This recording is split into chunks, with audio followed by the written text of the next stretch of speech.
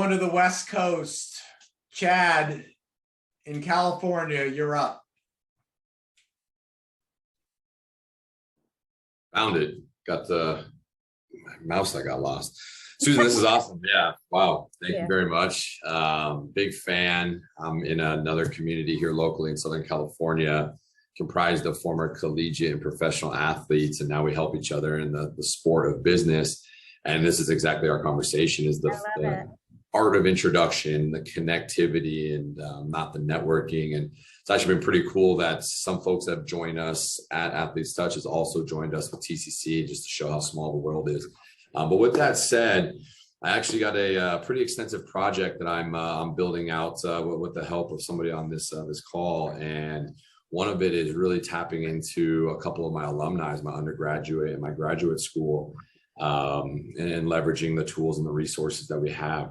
I took notice of a podcast that you were on. I want to say it was by Google or something or other, and you talked about advice for reconnecting. And I listened a little bit to it, but I was thought you might be able to share a little bit with the audience of, for those of us that are looking to reconnect, family, friends, colleagues, you know, what one bit of advice that you would share? I mean, it sounds easy and straightforward, but you know, if there's been a few years of lost times of, you know, maybe there's a little bit of art that you might be able to shed light on. Sure. I just have to ask you, what kind of athlete are you?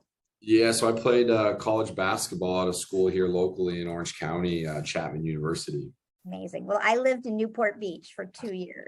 I don't know how close you were probably in high school when I lived there, but I just moved from Newport for 12 years up the road to Redondo Beach. There you go. Moving on up.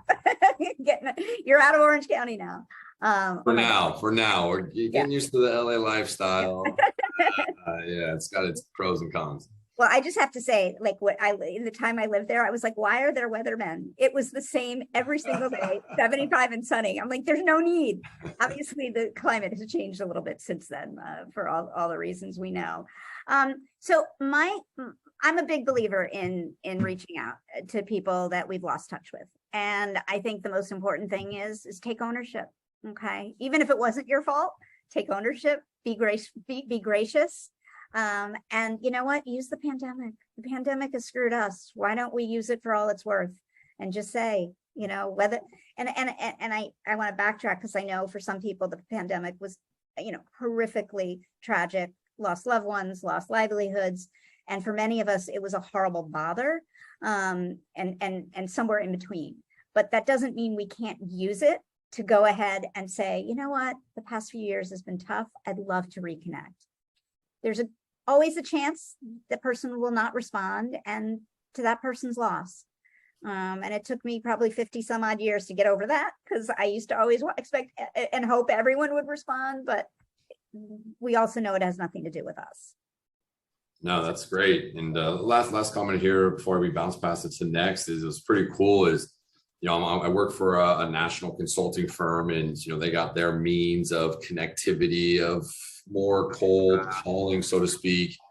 However, it was pretty cool that yesterday I had 9 touches with CEOs of organizations through the art of connecting and relationships. And it just further laminates the importance of this whole conversation. So appreciate it.